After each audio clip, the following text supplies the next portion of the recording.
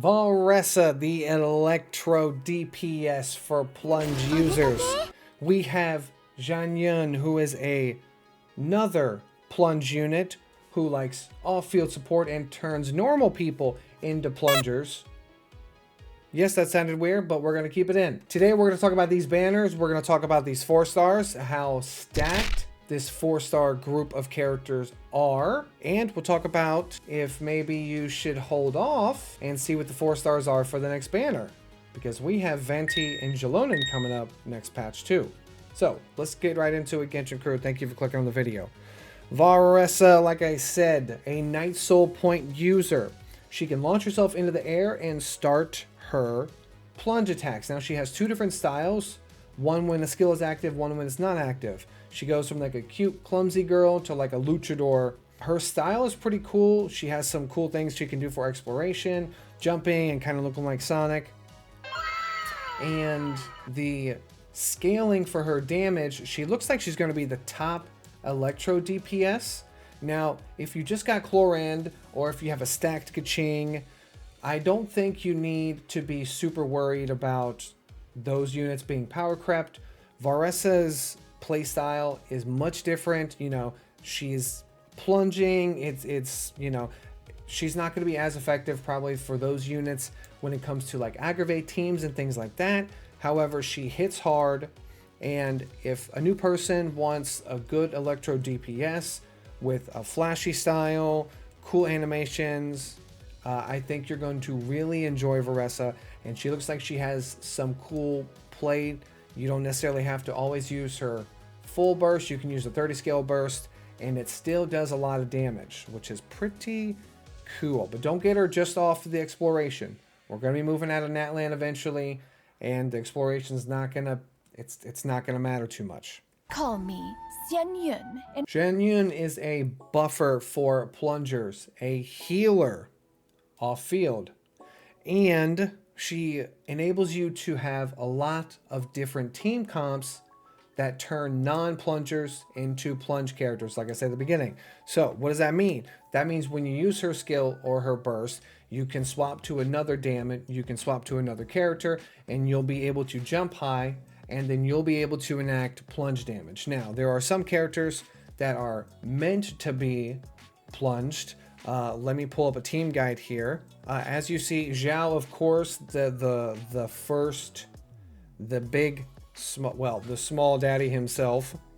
Gaming is a great 4-star, which we'll talk about strictly for plunges only, though. I wouldn't hunt through this banner specifically for Gaming unless you're just a shrimp and you love him.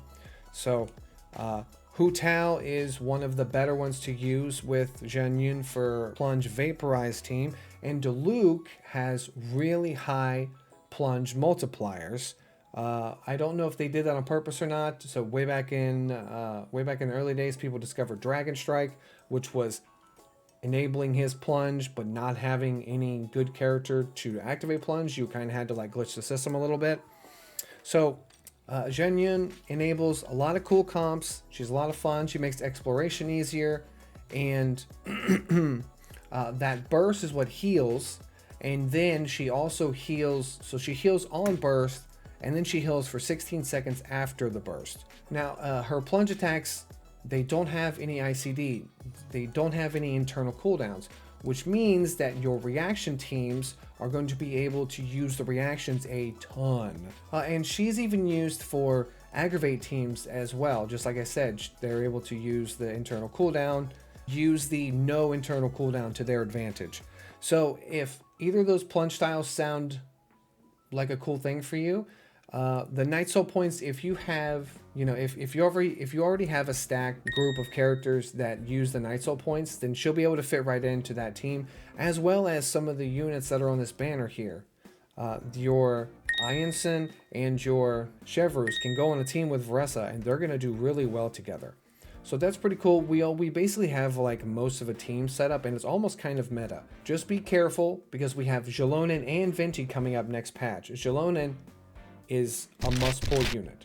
I mean, there's no other way around it. Her support capabilities are as good, maybe better than Bennett. I mean, and that's crazy to say. So, and that's at C0. So just keep this in mind. If you want to try to snipe some of the 4 stars that we'll talk about, I think it's a good idea. I'm going to try to do the same. But also remember that if you want Xiaolonen or Venti, we'll always have another chance to get more of Iansan. Now, Gaming. Gaming, like I said, a 4-star DPS Pyro Plunge. Now, he heals himself, so he's able to use the Marchesi Hunter set. However, if you don't have a C6, his damage is not going to be even close to comparable to any 5 stars, okay? So, however, he does have a lot of free-to-play options with his weapons, but the higher constellations you can get for him, the better. C6 is going to make him comparable if you have good artifacts, but again, he's a 4-star DPS in a 5-star DPS world. However, people really like his character.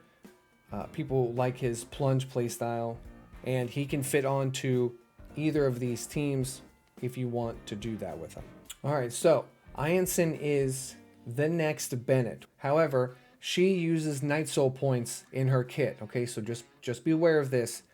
Depending on how many Night Soul points you have, is how strong her attack buff will be. So, for instance, when you use her skill, it gives you 15 Night Soul points. Okay. And then you have to use your normal attack, and that will help you restore 1 Night Soul point every second, 2 points if you're using a Natlin DPS. So that's her skill.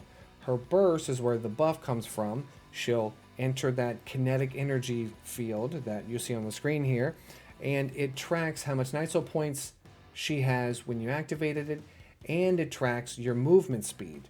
So the more movement you have and the more Night Soul points you have, the more attack buff she has. Now, the most you can have at C0 is 690 attack bonus. If you have enough constellations to get her burst up to level 13, it's 810. So she consumes 6 points per second, but again, that skill will help you regenerate 1 point every second, 2 if you have a Natlin character. And for every 1 meter of movement that you do, she regenerates 0.67 of a Night Soul point. So, needless to say, she can sound complicated. You don't have to sweat too much. Basically, just keep her Night Soul points as high as possible. If you have her on a team with other Night Soul units, you're going to be just fine. Get a main DPS character that likes to move around a lot. Okay, so I'll put a screen up here. I stole it from... who did I steal this from? Okay, so I stole this from I Win to Lose. Great channel. I'll link that video down if you want a super deep dive in depth. Okay, they're a great content creator. Very, very informative. So these characters will highly benefit from Iansan, probably more than Bennett. Okay, and then this, you have alternate options, side grades, maybe even downgrades depending on the option. Okay, so... but there are a lot of teams that Iansan can be a part of, okay? So just keep that in mind. Obviously, more constellations, the better. All right, so the constellations here. C1, when Iansan is in combat and you're in the Night Soul Blessing state, she will restore 15 elemental energy for every 6 Night Soul points she consumes. This can trigger once every 18 seconds. Okay, so it just makes your energy for the burst a little bit easier. That's always good. C2, when using the elemental burst, Iansan will also gain the precise movement effect for 15 seconds. Oh, okay, so C2 automatically gives you what your skill and your A1 passive gives you. Additionally, if she's off field, she will increase your current active character's attack by 30%. All right, C2 seems to be really good. C3, of course, increases the burst. No, excuse me. Increases the skill, excuse me. I always get those confused. C4, when the kinetic energy scale is present, so while you're in the burst. C4, you will gain 2 stacks of surging force after your current character uses their elemental burst. So whenever Iansan restores Night Soul points, she will consume 1 surging force stack and restore 4 additional points. Additionally, if her Night Soul restoration overflows, she will gain 50% of the overflow the next time she restores points via the scale. Okay, so I think that just means she heightens her attack buff more. Okay, yep. I'm pretty sure that's what that means. C5, of course, increases her burst. C6, the energy scale duration is increased by 3 seconds. And when you trigger Night Soul Point Restoration, if there's any overflow, she'll gain the Extreme Force effect, which increases the damage dealt by your current active character by 25% for 3 seconds. So it just scales the damage more. Needless to say, all these constellations are good and useful. There is no good stopping point. The more you can get, the better. However, be careful. If you accidentally get one of these 5 stars, I would make sure you're all for it. If you get it early, fantastic, right? However, just be sure that you understand which one you want in case it does happen. If you're close to pity, I think the best thing for you to do, if you are unsure if you would like these characters, wait for the test runs in the event and get a feel for both of them.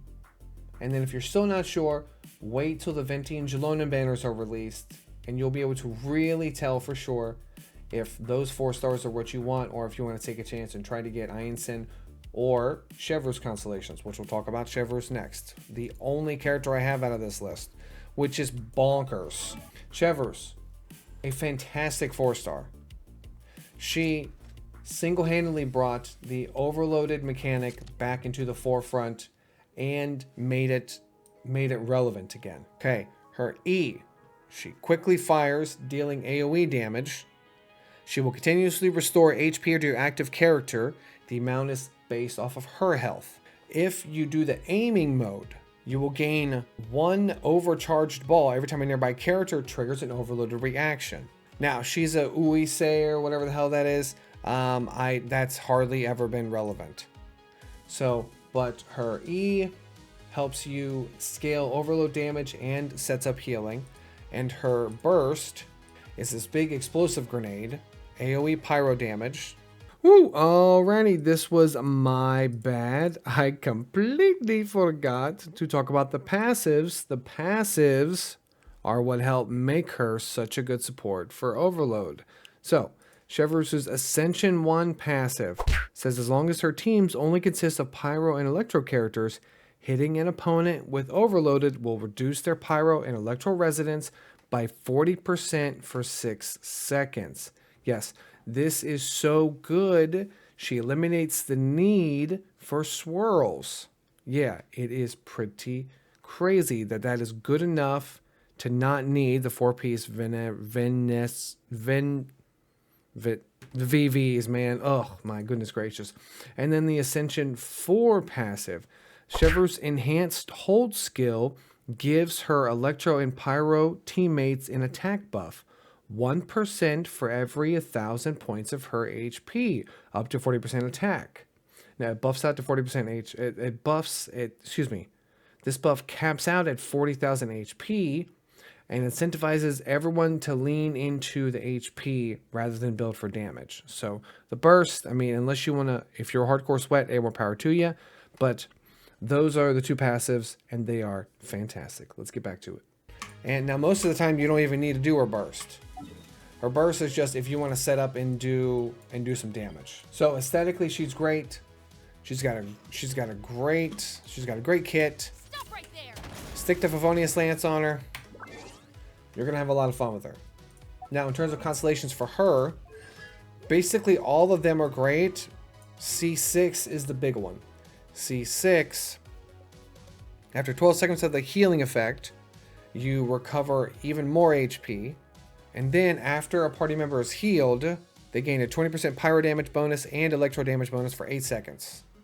And it can stack up 3 times. Her C2, her C4, her C6, all fantastic. Chevreuse is worth it. Alright, so I know this is kind of a weird one. I don't have most of these characters, so you'd be watching a lot of videos. You've been getting hit with a lot of text. But TDRL, if you want to switch up your game and you want to try out a plunge, Xianyun will give you more team utility and will let you change regular characters into plungers. Varesa is a Night Soul user. She's got a lot of really good, fun animations. Good damage for electro DPS, but her gameplay is a plunger. It's a little weird. She doesn't have as many teams as Xianyun, but they're different roles, right? One's a support, one's a DPS. So do your research. Make sure you're prepared if you accidentally get one of these 5 stars. These 4 stars right here are worth it. Chevreuse, crazy good. Iansan, looking like they're going to be crazy good. If you want to wait and make sure that the gameplay makes sense for you, then give it a few days, wait for some videos to come out, and then you'll be able to make a really good informed decision. The weapon banner, you should skip the weapon banner. All these 4 stars are garbage. This sword is based off of a plunge. This is like a plunge sword. This is attack percent bow. This is attack percent sword. This catalyst is garbage. This spear is fine, but like it's not worth it. If you're trying to go to Varesa's weapon and then you get Xianyun's, it's okay.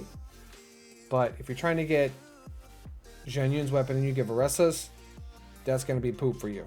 I wouldn't even bother with this one. I know it's pretty. I know it's colorful. Both of these weapons are not very good outside of their own characters. You should save your primos. Remember, Shalon and Venti coming up next. And their weapon banner, depending on what they are, could be a lot more worth it, okay? So thank you for watching. This is really scuffed, and I'm sorry. I don't make money on YouTube yet. You have to get to 500 and 1,000 subscribers. And then even then, it's a slow and steady start. So eventually I'd like to get to the point to where I have most of these units. That way I can do a proper test for you all. But until that happens, we're going to have to stick with videos.